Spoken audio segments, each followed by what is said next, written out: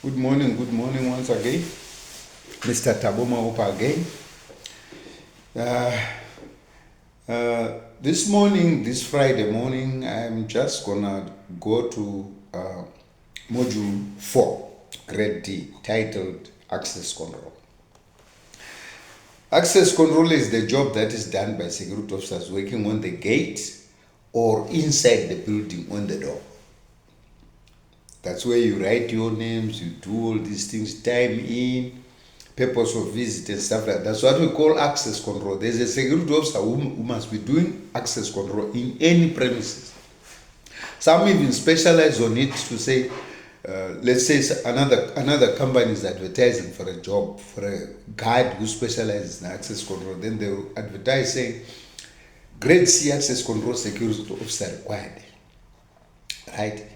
And then they write the specifications of the job, the job description of exactly what you'll be doing there, which means you'll be working on that access point only. You won't be doing anything else. But other companies, like in a big premises, they like to rotate their guards. Today is this one, tomorrow is that one. Hence now the need of every security officer to have knowledge about access control. Right. So let's look now at the objectives of access control.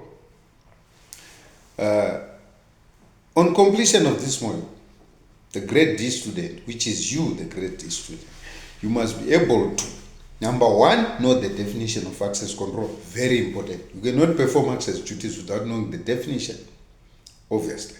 Number two, know the reasons for access control, why we do it. Number three, you must know the functions of access control. That is the job description, what I expected to be doing. Number four, you must know the various aids to access control, which means the aids are the things that makes access control effective. Then number five, you must know the 3D principle of security, which is a basic thing. Number five, you must know the practical procedure, or what we call the access control procedure. Those are the 6 objectives of this module. Let's look now at the aim. The aim of this module is to enable the security officer to understand the reasons for access control and how to apply access control effectively, right? To know the reasons, which is why we do access control, and how to apply the access control effectively, right?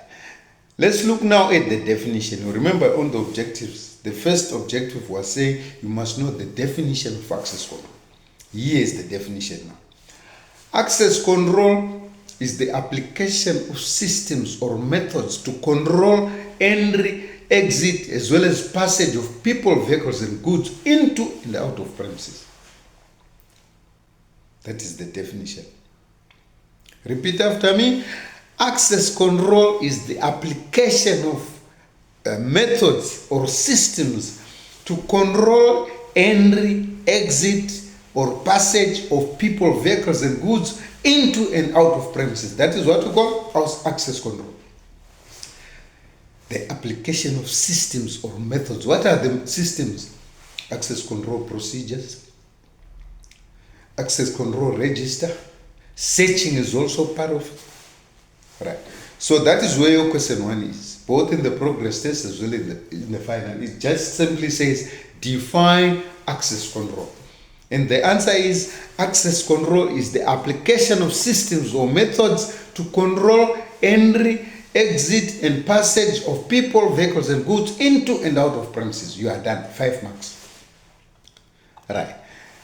The second objective was saying also, you must know the reasons for access control, which means why do we do access control?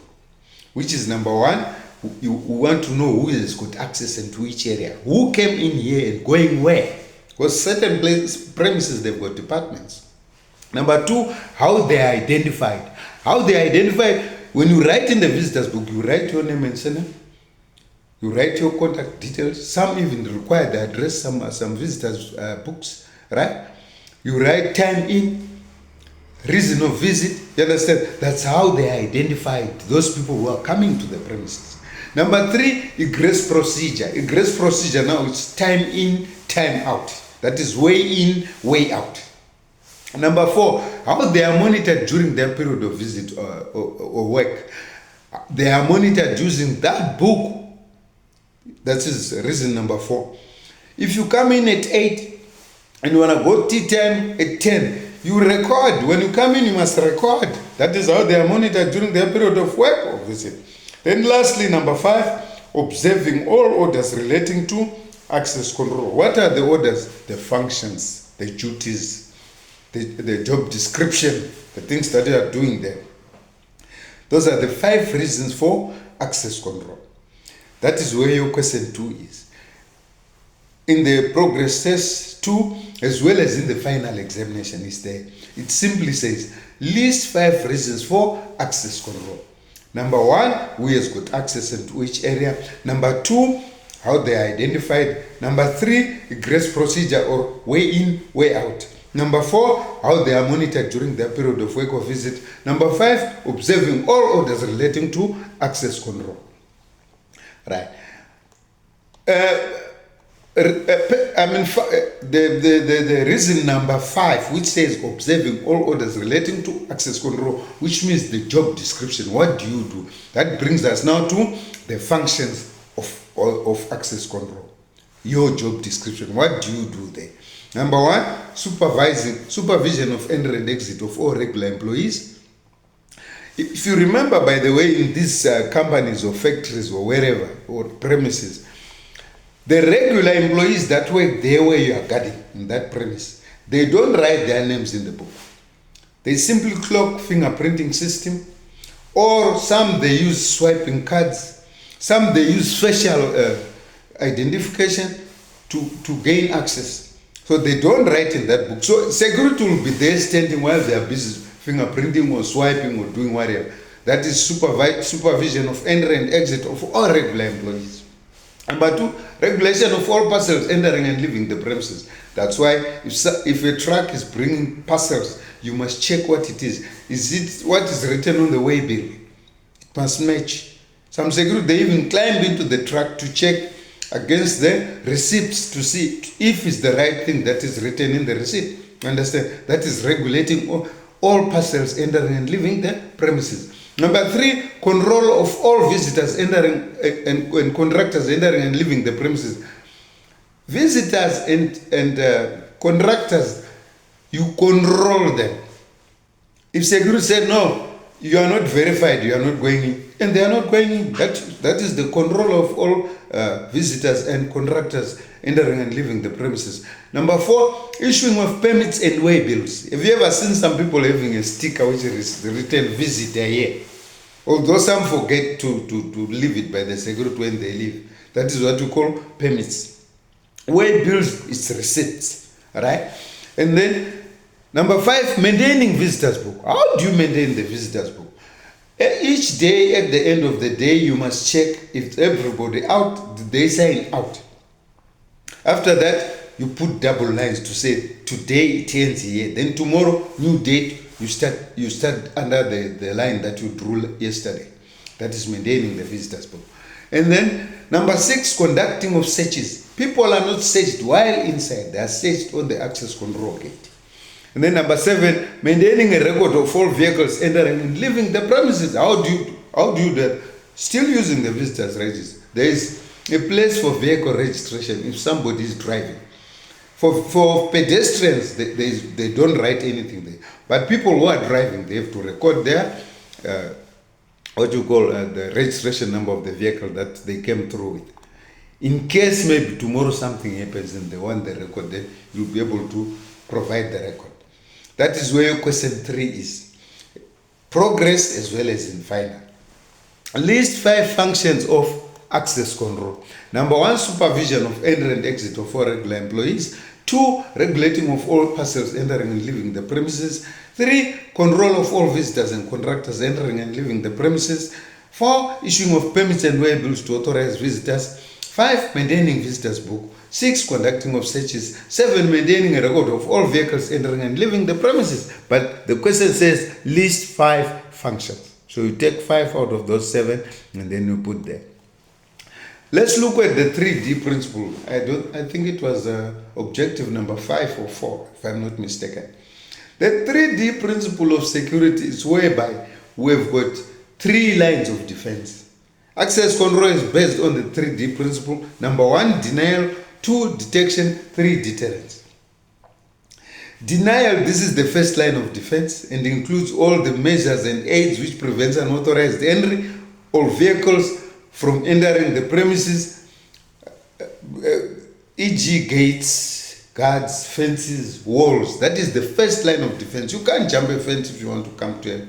You have to go to the access control gate and then they perform the procedure before you can carry on. So that's what we call the denial part, the first D. The second D is detection. This is the second line of defense.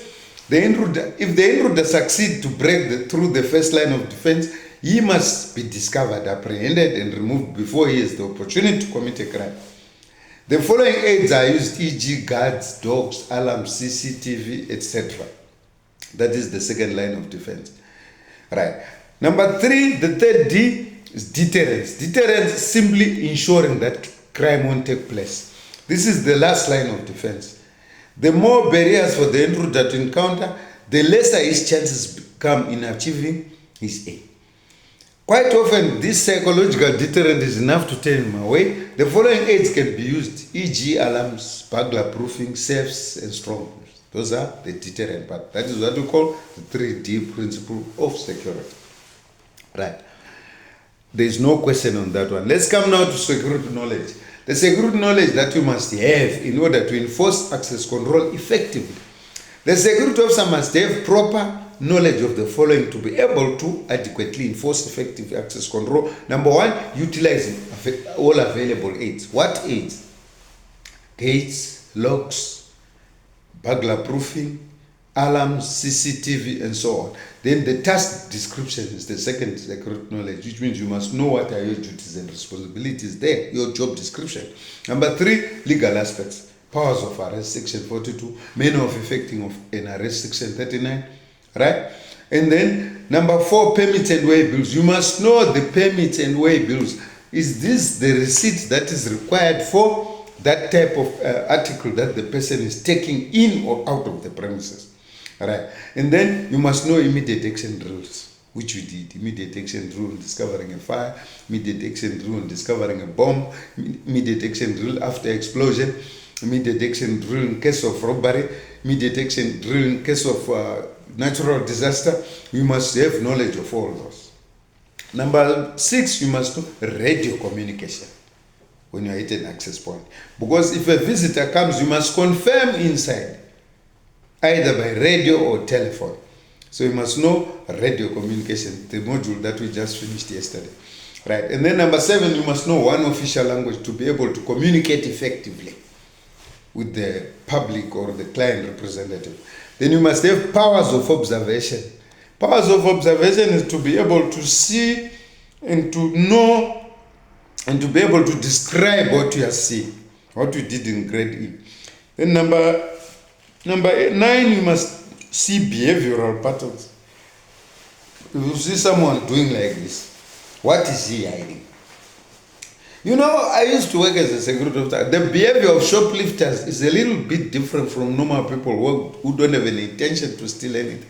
You can see by the way he acts. When you look at him, he look down or he do certain actions. You understand? So you must know those behavioral patterns if somebody is about to commit a crime or if somebody has got intentions to commit a crime. And then number 10, you must know access and egress procedures. How to fill in the visitors' registers. How do you attend to people who want to come in? How do you confirm and stuff like that? Then number 11, you must know the emergency procedures. In case of emergency, right? Some things like a fire, a robbery, accident, you must know the procedure, how to carry it out. Right, so those are the security knowledge that the person must have to be able to conduct access control. Right, then we have got the things that we're saying you must know the aids to effective access control. The following aids can be used in access control. All right. But before I go there, I just wanted to clarify on security knowledge.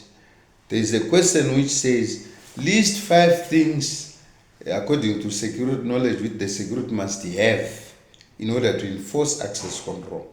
So you're going to select from there now, utilizing available aids, Number 2, task description. 3, legal aspects. 4, permits and way bills. 5, immediate action drills. 6, radio communication. But the only one, 5.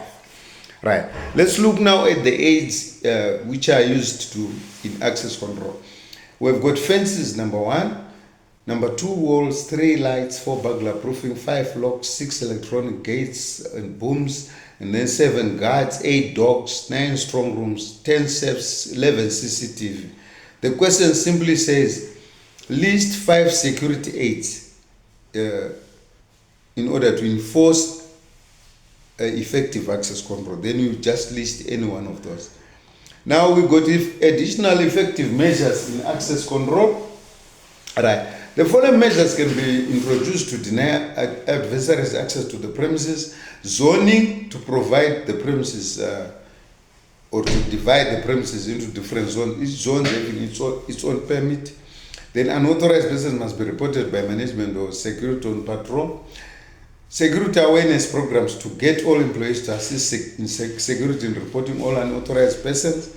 Escorting all visitors to the premises must be escorted by a security officer or the person visited to and from the gate. Nobody to visit the premises without a firm appointment. Then burglar proofing fitted to all windows. Those are the additional measures for access control to be effective.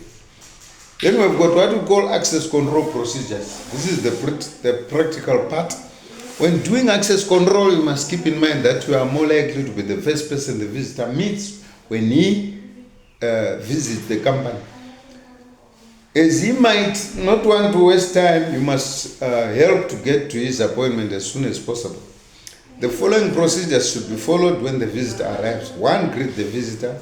2, ask if you could assist him. 3, ask him to identify himself in the form of ID document or something. And then 3, determine who or what department you want to visit. Number 5, determine whether he has an appointment and confirm. 6, determine whether he has a firearm to declare. If so, take the firearm, issue a receipt, put firearm in safe. And then number 7, complete visitors register. 8, issue receipt, issue permit and arrange escort. Then when leaving the premises, this is what you do now. Thank the visitor for his time. Take permit back and receipts for the firearm. Hand over firearm. Write the time for leaving. Ask if he has any company property to declare. If he has, check and confirm, then wish him a safe journey. Let's look now at the questions and answers that are possible in this respect. We've got question 1, define access control. The answer is access control is the application of systems or methods to control exit, entry and passage of people, vehicles and goods into and out of premises. Question 2, list 5 reasons for access control. 1, who has got access into which area. 2, how they are identified. 3, grace procedure or simply way in, way out. 4, how they are monitored during their period of work or visit. 5, observing all orders relating to access control. Question 3, list 5 functions of access control. 1, supervision of entry and exit of all regular employees. 2, control of visitors or contractors entering and leaving the premises. 3, regulating all persons entering and leaving the premises. 4, issuing of permits and way bills to authorized visitors. 5, conducting of searches. 6, maintaining of visitors book. 7, maintaining a record of all vehicles entering and leaving the premises. Question 4, list 5 types of security knowledge required to enforce access control. 1, utilizing of available aids. 6, task description.